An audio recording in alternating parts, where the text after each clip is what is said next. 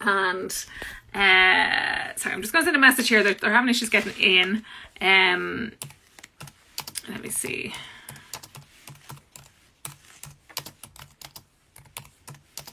Sorry now, people. Just talk amongst yourself. Oh, Hi, Deirdre. Nick, how are you? I'm good. How are you doing? I'm grand, thanks. How are you? I'm really sorry about that. We got our anyway. I'm here now, so it's You're nice here to now. see Yeah, you. yeah, yeah. It's all right. I was keeping everybody amused by my lack of knowledge on growing. So Okay, trying to fill the space with all the things that I don't grow, as opposed to anything that I do grow. that's So that's perfectly fine too. yes, You yes. do what Well, you have to do, don't you? look, and thank you so much for agreeing to come on and have a chat with us tonight. We met briefly. I don't know if you remember in Bloom a couple of years ago. Sure. And I've been an admirer of what you've been doing down in Waterford for a long time. And as part of what I do, which is food education for kids, and I advocate for growing food, but yet I don't do it myself. So it was kind of time for me to step up to the plate and put my money where my mouth is and start growing. So that's why I kind of nominated March as Sow and Grow Month. And so I'm talking to you, and I've talked to a few other people, and I'm getting whatever advice and help I can get. So, well, let's start with you and your story, because you have a very interesting story, I think, and tell us a little bit about GIY and why you set it up. And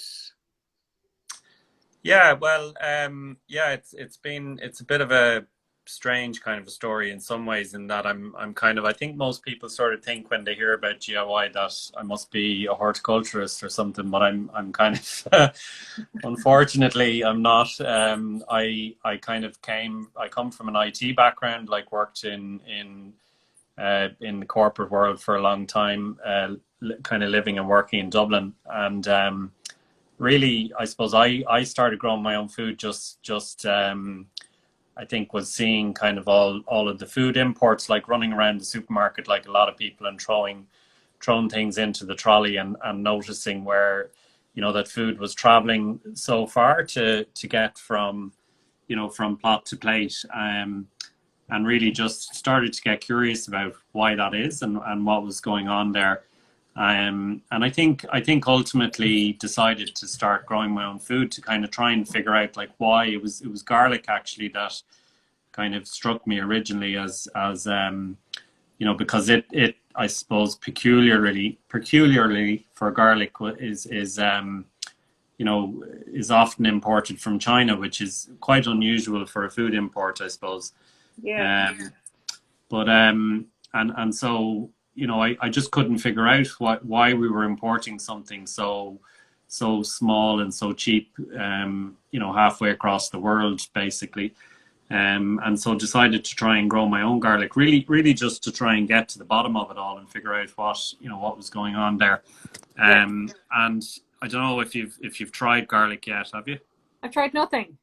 Tried nothing. Okay. Well, Yeah. garlic is it's not a great time of the year to try it. Actually, funnily enough, it's something that you sow typically in the winter. But Okay. I was kind of lucky. I started with garlic because it's actually really straightforward to grow. Like, you literally break up a bulb of garlic and I'm put taking the notes here, individual. Mick. I'm just taking notes. Garlic in the winter. Okay, I'm No, taking notes. no bother. Um, So you literally stick the individual cloves into the ground, and each one of the cloves Okay. turns into a bulb of garlic. Like, that's how garlic grows. So it's actually, I was kind of lucky. I started with that, and Well, that sounds yeah, pretty like, easy.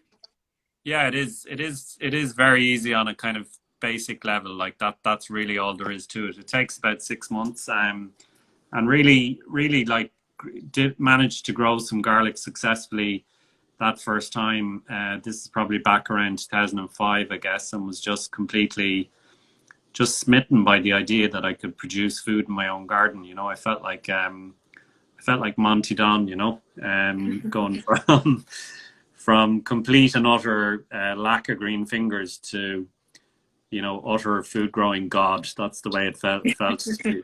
So and really just just it went from there. I was so fascinated by this idea that you could kind of shorten the food chain and create, that there was a sustainable alternative to accessing really healthy vegetables and doing it all in your back garden, and doing, accessing food that's sort of delicious and really nutritious as well, because it's so fresh and all of that. It just blew my mind, and Yeah.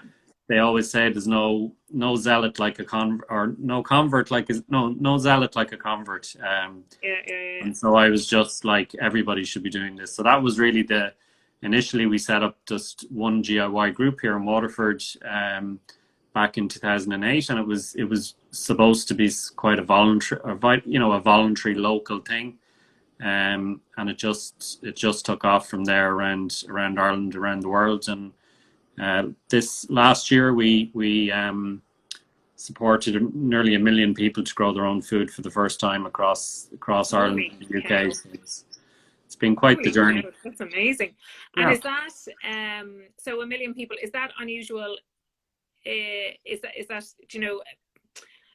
was the lockdown a lot to do with that? I mean, I know there's been a lot of interest in growing since the lockdown and all that. Yeah, it definitely played a part, I think, in like, there was definitely a surge last year. Typically, I think the year before we probably reached about 700,000 people through the different programs we run in schools and workplaces and so on. But last year it was definitely on a different level.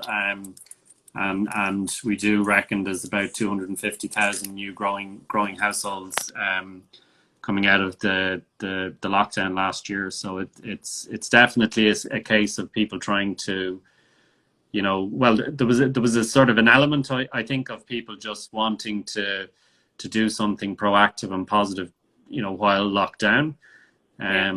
But also, I think there was some narrative in the media last year, I think, about food shortages and people just feeling generally unsure about the structure of society. And so I think they were, they're drawn back to those basic crafts, like making, baking your own bread and growing your own food, I think, almost quite naturally as a result. Yeah. So 1 million people, wow, that is quite the impact. Yeah, like it's phenomenal, and I think we've an amazing team working on all of our different campaigns and programs now, and it's we're all about scale. You know what I mean? Like it's really, I think the problems with our food chain are so urgent, and they're so immense. I think we need to be, as an organization, focused on just getting as many people as we possibly can into this activity, because it's a very, as I said, very positive, very proactive thing you can do to stop feeling overwhelmed about climate change and sustainability problems and the food system, and just get in and do something positive about it. And so I think that's why it really resonates with people. Yeah, absolutely. And going back to the garlic thing, I was just on a talk the other day with women in the food business, and is it Marita from Drummond House Garlic? Yeah, was on it, and I think, is she the only garlic grower in Ireland, or they're few and far between? They're few and far between. Yeah, unfortunately, maybe this is a sign of how much work we still have to do. There's still a lot of Chinese garlic knocking around supermarkets. Yeah. But yeah, Marita's doing an amazing job. There's also West Cork garlic growing it commercially. So there's a few knocking around, but it's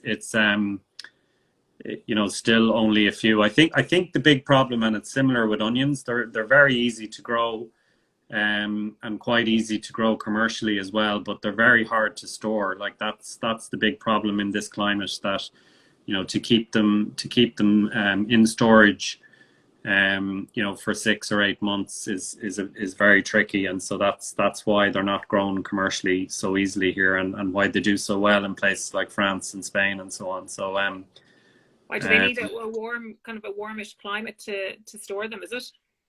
Yeah, exactly that. Yeah.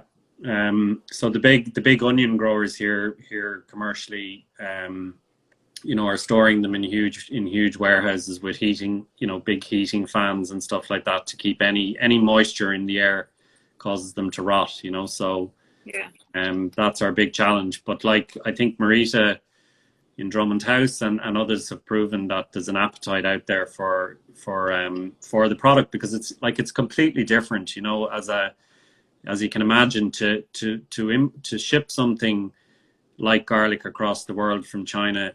You have to spray it with something to preserve it, and so like it's a nasty product. Like there's no question that what you get locally is just much tastier and obviously much better for the planet as well. Yeah. Yeah. It's only like, I never thought about garlic before. I just, and I use it's something everybody uses in their garden, in their kitchen practically every day. If you're cooking anything from scratch, you're using garlic. And it's only in the last little while I'm thinking, oh my God, I never realized it came from China. And I think that's a lot of the problem, is that people don't realize where their food comes from. Yeah, I think that people are getting way more interested. We speak to a lot of people who say that the shop, the weekly shop or the daily shop or whatever it might be, it's a more complicated affair these days, because people are paying far more attention, to where the veg comes from, and what it's packaged in. I think we feel obviously that growing your own food, for most people, you're not going to grow everything that you eat yourself. Like self-sufficiency is maybe not the goal for a lot of people, but it's even if you're only growing kind of 5 or 10% of the food that you eat, it's still tremendously valuable, because by growing food yourself, you just learn so much about how food grows and when it's in season in particular. I mean, I think that's the real key to it. Knowing what's in season and following the seasons with your diet is so important, because it's more sustainable as a diet for one thing, but it's also, obviously you're accessing food that just tastes better, because it's, anyone who grows their own food knows that if you pluck something straight out of the ground and eat it within 10, 15 minutes, it tastes totally different to food that's, then put into a factory or kept in storage for 6 months and then shipped across the world. It goes without saying. Think about how you feel after traveling long distances. To describe. I don't know. I can't remember what it was like. Yeah, well, reminisce fondly. What it's like to travel a long distance. Yeah. So I think you're accessing food that's just infinitely better. And I think then you learn about seasons when you grow your own food. Like if you've grown celery or celeriac or a pumpkin or a squash or whatever yourself, I think forever in a day you will remember when those things are in season, and probably avoid them then when they're not. And that's a whole new way of cooking, because we're very much, we tend to be very recipe led and very much focused around, you take out a cookery book, or you take out of which I have like shelf loads behind me there, and you search out a recipe that you like the look of, and then you go to the supermarket and buy the ingredients for that recipe, and that's the opposite of the way we should be eating, really. We should be eating whatever's in season in our locality, because it's just going to be, it's tastier, it's more nutritious, and it's more sustainable anyway. Yeah, but I suppose that's all feeds into the problem, is that there's not enough Irish produce available, I don't think, in the supermarkets. There's so much of it is coming in from overseas still. Yeah, I mean it's like it's in the high 80s in term, or 90%. Like it's insane. I mean we have this view of ourselves as being a really agricultural kind of nation, but actually when it comes to veg and fruit, we're importing still 90% of it into this country. Yeah. So we have a huge problem there, and I would say a huge opportunity for organic growers and small scale growers to get back in and address the demand that's there, because there is demand We can see it ourselves with our neighbour food market here in Waterford in Grow HQ. And from talking to other markets around the country, like the veg is the sort of the real gold of any market. Like if they can get a really good local veg supplier into a market, that just drives everything else. So people really want it, you know. So I think there's opportunities there, and people like Marita in Drummond House have shown that, you know, you can get really creative. Nobody in Ireland had ever heard of garlic scapes until yeah, I know. I just heard her story the other day.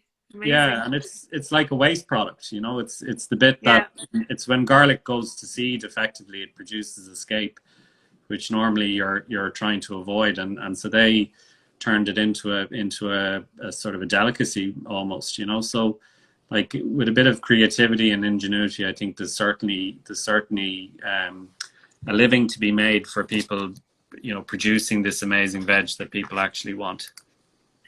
And why do you think we are in this situation that we are in at the moment? Is it because the supermarkets have come in and taken over the, you know, the supply of fruit and veg, and have made it have priced all the small growers out of the market? Is that kind of what you think happened?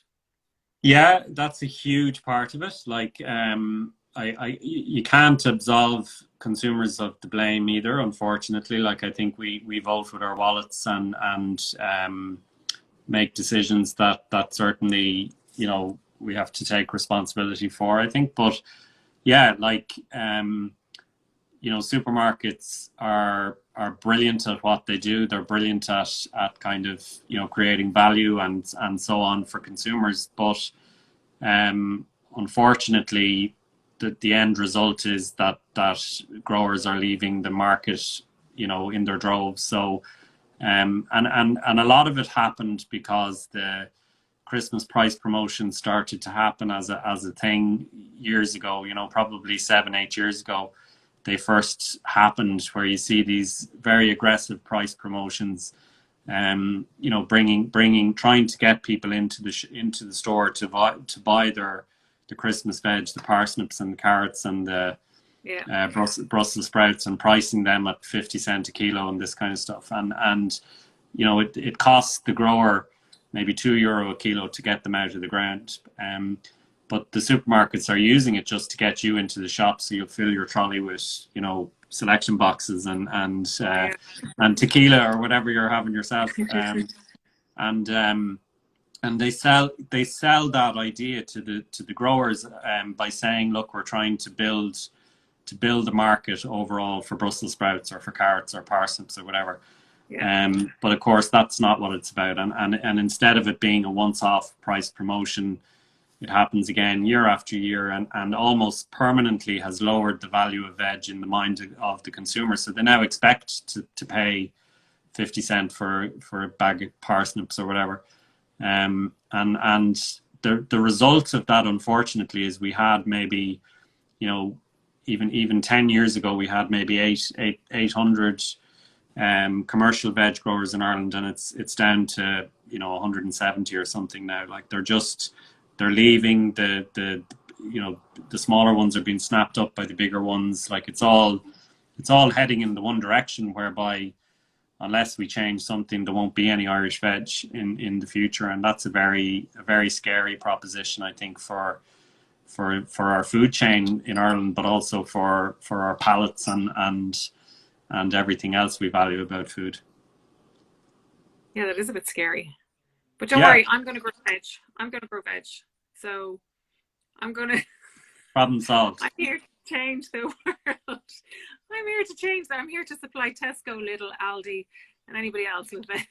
Well, you know what, like, all joking aside, I mean, I kind of think the more people we can get growing a little bit of food, you know, that creates an army of advocates who just understand food better, or better connected to food, understand seasonality, and that's the change, you know. So this is a ground up, you know, change of the food system that's needed. So I think growing your own food is actually it's a very positive, you know, proactive thing, but it's also food activism. You know, you're kind of bucking the system and doing something that's actually genuinely really important as well at the same time. Yeah. And I think for because obviously a lot of the work I do is with kids, I think like I totally advocate for it with kids, because I think it's well, food is fascinating for a start. I think the whole thing about food, from with the ground up, so growing food, harvesting it, cooking it, eating it. I mean, there's industry, billions of people working in the food industry all around the world. And I think to try and to get kids excited and interested in food from the ground up is really valuable for them as they grow up. So I think growing veg and getting them involved from a young age is key, is really important. Do you do a lot of stuff with kids? I know you do food education programs with kids. Yeah, well, we do. We've a couple of different programs, but the biggest one is called the Big Grow. So we've been doing that for 10 years. And it's basically where we send food growing kits out to classrooms across Ireland and the UK. And like it's sort of, it goes to about 5,000 schools, I think. So basically the teachers sign up and they get a free growing kit delivered to the school, and they can do an in classroom growing experience with the kids. So the idea was to kind of break it down and make it very simple for teachers, because I think some teachers are brilliant at it and they know how to do it, and others are just like having a clue what to do. So it's just about making it really really easy for teachers, and also that they can do it regardless of whether they have a school garden or not. So that's active at the moment actually, and the kits are sort of winging their way to those classrooms at the moment. Hopefully once the schools are fully back. So yeah, and as you say, really it just works. So how has that worked over lockdown? Like, how has that worked over lockdown then? Has it just not gone on, or?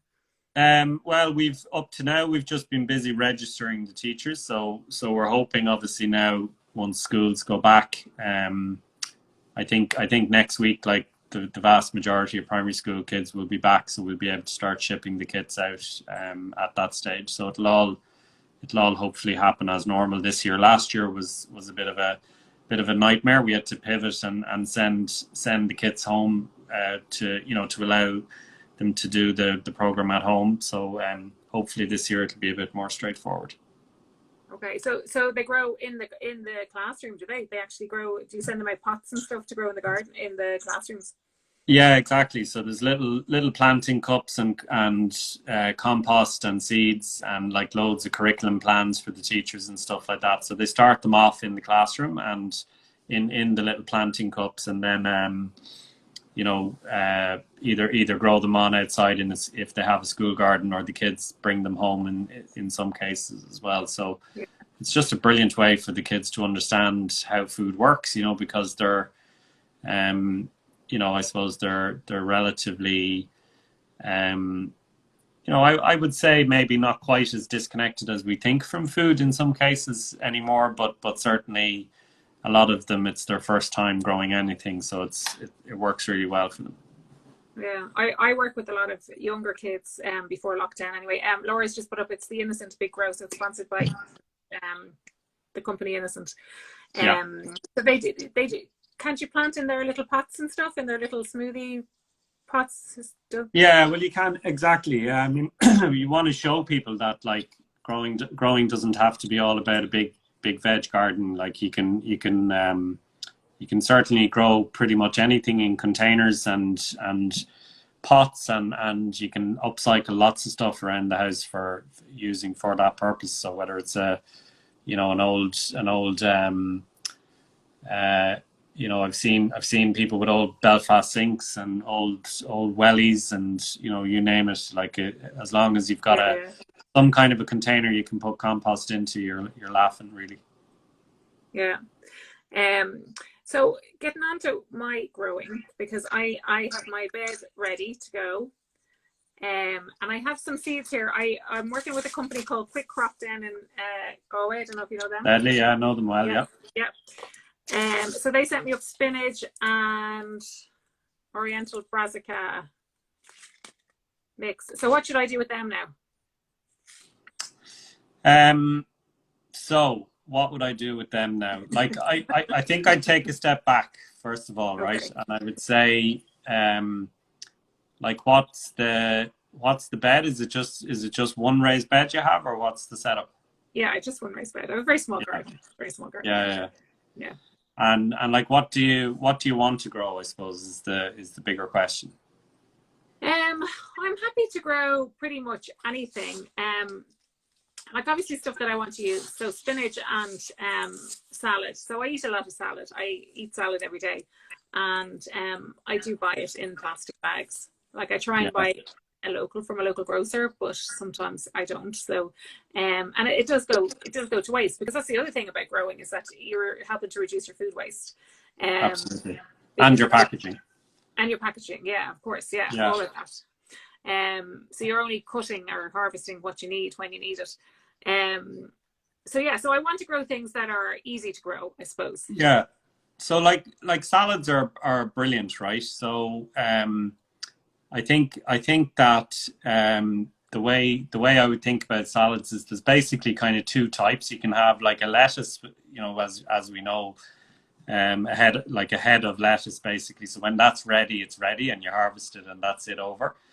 Yeah, And then then there's basically what are called Oriental greens, which is like a whole family of kind of leafy salad greens that are what's called cut and come again plants. So basically, exactly as it says, you cut them and they'll grow back. So it's not like you're waiting for a kind of a head of lettuce to form. It's like um, it's a kind of, you could get two or three harvests from the one plant, if that makes sense. And it includes things okay, like rocket, which most people would know, like mustards, green and red mustards, and loads of sort of really interesting kind of tasty kind of different color leaves. So they're the kind of two different salad types, and like it's really very straightforward to be self-sufficient in salads, in even a really small, uh, even an urban space like on a balcony. The key to it is just regular sowing. Like, so try not to think about it as I'm going to sow this now in the spring and that's me. I'll harvest it then later in the year and that's me done. Really, with salad leaves, to get a kind of consistent supply of it pretty much all year round, you're sowing, every 2 to 3 weeks, from around oh now. really? Yeah, certainly once a month, and you can do that between now and probably even as late as September. You could be doing your last sowing of salad leaves. So it's kind of, you've got that constant supply of green leaves coming from the garden.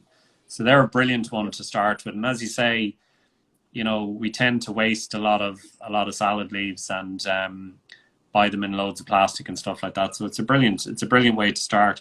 The other thing I always think is really good is herbs, because they're, again, you can do a hell of a lot from plants, even in pots inside in the house. Yeah, You can have like, the way again to think about herbs is that they divide into two kind of categories. Really, there's the plants that you have for a couple of years, which are called perennials, and then there's the ones you have to sow every year, which are called annuals. So like the ones that last for years are things like thyme, rosemary, sage.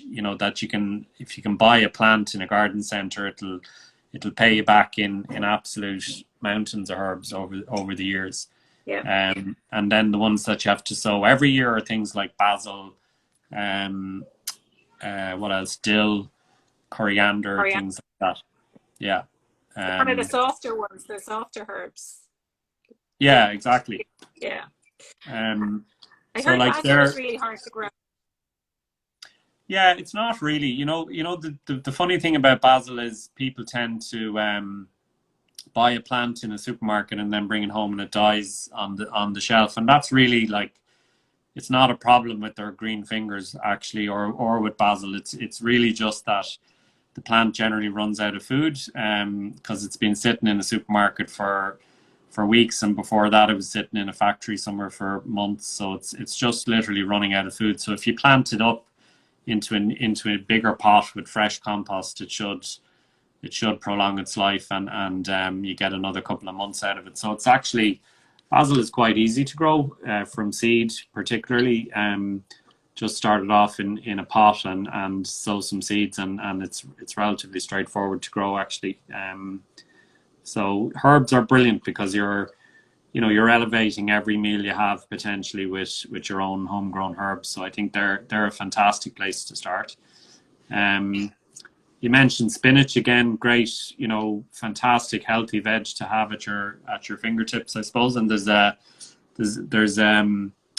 kind of a spinach that kind of grows for 2 years. It's called it's like a perennial spinach, effectively. So I don't know what the one you have there is, whether it's sort of the standard Oriental Mikado. Actually, the text is back to front because you're showing me. Sorry. So I can't read it. How do I do that? Oriental Mikado, it says. Bunching spinach. Yeah, so that's a more standard spinach. So like spinach is quite easy to grow as well. Yeah. And will do quite well outside in Ireland as well. It doesn't mind the cold weather. Actually, probably prefers it a bit. And a really good one. I kind of would always say to people, maybe pick, for your first year, maybe pick 5 or 6 things that you kind of like to eat and focus on them. And don't bite off more than you can chew, I think, because the worst of all is that you try to do too much and maybe get frustrated by it or whatever. So I think just starting small with 4 or 5 things that you like to eat is always a really good plan. And maybe pick the things that are easier to grow, like salads and herbs in your first year, just to get a few successes under your belt, and if it doesn't work, if you have a few things don't work out, just it's fine. That's the nature of it as well. So just keep going with it, Okay, well, I'm definitely going to do some of the salads, and I'm going to try the herbs, because it really annoys me with herbs that I buy them in the supermarket and I might only use half a packet, and then if I don't use it within 2 days, it's gone, and it's all that plastic packaging and everything. So I'm really going to try the basil and the coriander. I already have rosemary grown in my garden, so rosemary's brilliant in the garden, because it's just growing. Very hardy. I'll tell you a good one. I went into a supermarket, I won't say where, in Waterford, and there was a big rosemary plant in the car park, like you're saying, massive big it would have done my roast lamb dinners for the next 40 years. There was so much rosemary on it. And then inside in the supermarket, in the herb section, there was like little sprigs of rosemary from Kenya for €2 in a plastic pouch, and you just think that's a classic example of how bonkers our food chain is. Yeah, I know. I think if you start thinking about it and looking at it, it'll just drive you bananas. Another thing that is really not frightening, but is the lack of variety as well. So the lack of varieties of different things that are available in supermarkets. So there might only be 4 types of apples that you can get, and of which probably none of them are Irish, but as opposed to I don't know how many different varieties of apples you can actually grow. So that's a big issue as well, isn't it? Yeah, it is. And it links back to what we were saying earlier on about the supermarkets and the power that they have. Like they've driven that kind of consolidation into a couple of varieties that are really, just work commercially, and are easy to ship and easy to store and easy to, that consumers like, and more uniform and blah, blah, blah. And you're absolutely right. I think 90% of the apples globally, sown globally, are come from 5 varieties or something like that. And it's the same with almost every other veg, even with potatoes, where Irish people traditionally would have had very strong views about the spud that they like the best and so on. Like we're basically now down to 1 or 2 varieties, and that's it. Even the you know, the relatively common ones from a few years back, like Queens and so on, have just, you know, they're losing traction. So one of the amazing things about growing is you get to try so many different varieties. Like I was posting on Twitter over the weekend, I sowed my tomatoes, and I think I'm doing 8 or 9 different varieties this year. So everything from like the tiny little sort of orangey gold cherry tomatoes to the big huge beefsteak ones, you know, that look like they're about the size of a turnip. They're absolutely massive. And that's the joy of it, you know, growing all those different tastes and flavors and shapes and sizes and colors. That's what it's all about, you know. And compare that then to the sort of bland sandwich filler that you get in supermarkets most of the time. It's a different sort of vegetable almost, you know. Yeah. Although I do think the supermarkets have got a little bit better at tomatoes. Yeah. They are offering I a think wider variety of tomatoes than they would have been. I think that's probably fair. And I mean, we've got only about less than 5 kilometers away from here. I think there's a Grahamstown Tomatoes, big company now selling, you know, loads of different varieties of tomatoes. So that I'd agree with you. It's one of the areas where we have where we've got, you know, we've got plenty of Irish tomato growers, at least. You know, and I think that's improving slightly. And we would have always had that tradition of growing tomatoes in kind of North County Dublin, up around, you know, Rush and Lusk and stuff like that. Yeah. So are there more tomato growers than there are growers of other things in Ireland then? I mean, I think you're still only talking about I don't know how many, but I would have said maybe 15 to 20, something like that. Okay. So I'd say, you know, it's a very specialist business now. You know, you wouldn't see kind of many veg growers now who are growing bits of everything for sale to supermarkets. Like, it's very specialist work. Like, the infrastructure of growing tomatoes, it's all done under glass, like acres and acres of glass with very sophisticated heating and lighting systems and stuff to make it work, you know. Whereas, like, I know the guy in the road here will have tomatoes in the supermarket probably by about mid-April, whereas, like, I won't have tomatoes out of my own polytunnel here at home until probably mid-July, you know. So that gives you a sense of the kind of the heat and light and energy usage that has to go into producing them commercially all year round, you know. Yeah, it's that whole thing of food is such a commercial thing now, as opposed to what it is. So it's all about scale. It's all about making money, and how do you make money when you grow vegetables or whatever. You know, it's about scale and what you have to do to bring it to scale. That's kind of, you know, taking all the variety out of it, and all the, you know, and the seasonality, because there you are eating your tomatoes in April when they should only be coming out in the summer. Yeah, like, seasonality is a double-edged sword, you know what I mean? Like, we've got fresh tomatoes here at home from, as I said, mid-July till probably mid-October, and we work fairly hard to get tomatoes into sauces, into the freezer and stuff like that. But between you know, November and the following June, we don't buy tomatoes, you know.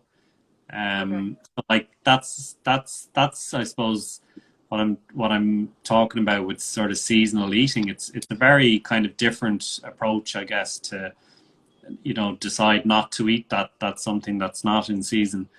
But I think what you gain from that, I suppose, from missing the tomatoes for 6 months, then you gain the absolute joy of, you know, of them coming into season again, which again is like, for millennia, human beings have celebrated the seasonality of food and new season crops, and we've just, in the last, you know, 15 years, we've just completely lost that way of eating, and you can get any veg you want at any time of the year. And I've always thought that you know, you lose a lot by eating that way, I think, more than you gain. And there's a wisdom to the seasons and nature anyway, which is a whole other discussion that I think we're losing as well, in that, like, eating, I think your body needs different foods at different times of the year. So like that recipe led approach to eating, I think is not the best way to fuel your body either. Like, yeah, that's very interesting. Yeah, I have a copy of your gorgeous book here. oh, wonderful. Yeah, I love it. So I'm selling this on my website now at the moment, Oh, and fantastic. we're going to do a little giveaway. I'm doing a competition towards the end of the month with a couple of other. With Glennisk actually have given us some stuff as well, and a few of my own things. And Quick Crop have given me something as well, so I'm going to do a giveaway with all that. So yeah, so I'll tag you in that and let you know. So everybody who's watching, you can look out for that. Yeah, the book is been brilliant. It's funny, I wrote it with Fatty, with Myrny Kevon was my sort of co-author, and then Fatty Burke did the illustrations. I love her stuff. Her stuff is amazing. She's amazing. And we originally did it for, like, it was a kid's book in our heads, I think, when we set out to do it. But we've got so much feedback from people saying it's a brilliant adults book, because the illustrations are so, you know, Fatty's illustration, people will know, like she did the Irelandopedia and others. So her illustrations make growing so straightforward. Like it's almost like I've never seen food growing kind of illustrated before in that way, and it just works, like, for adults as well as kids. A couple of pages of it. Yeah, I love it. I love everything that. she does. I just love it. I think it's a brilliant book. So I'm just gonna. We love the book on a very long term. Oh, somebody's taking it out from the library on a very long term book loan. Don't forget to give it back, Claire Marie Cuisine. You have an egg box carton with peas on your window. Oh, brilliant. Yeah, brilliant. So we're gonna be cut off here shortly, I think, Mick. Does anybody have any questions for Mick before we go? Anybody throw up any quick questions there? So I presume you're all closed then down in Waterford. Oh, the library's closed. Okay, fair enough. We'll let you off.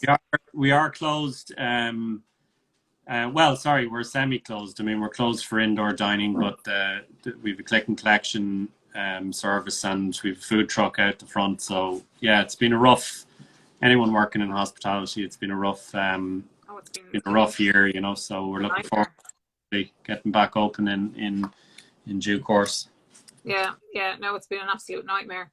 Like, I follow loads of chefs on Twitter and everything. It's just like, oh my God, every time there's a new announcement, it's like, it's shocking. So we kind of thought we'd have indoor dining back maybe in April, but even tonight now, it seems like that's not going to happen. So yeah, it's tough going, but we're lucky. We have plenty of strings to our bow, so we've got plenty of things we can be doing. Any planter recommendations for strawberries? Yeah, I mean, I think ideally I'd love to see strawberries going into a raised bed or something, if you can't, if you don't have a raised bed. Like, I mean, you just have to work a little bit harder with strawberries in a planter, like a hanging basket or a container, because they need more feeding and watering, basically. So ideally grow them in the ground if you can. If not, you know, a hanging basket will do, but just pay attention to giving it plenty of feed and water, particularly if it's dry. Okay. Is there a way to avoid spraying for blight on potatoes?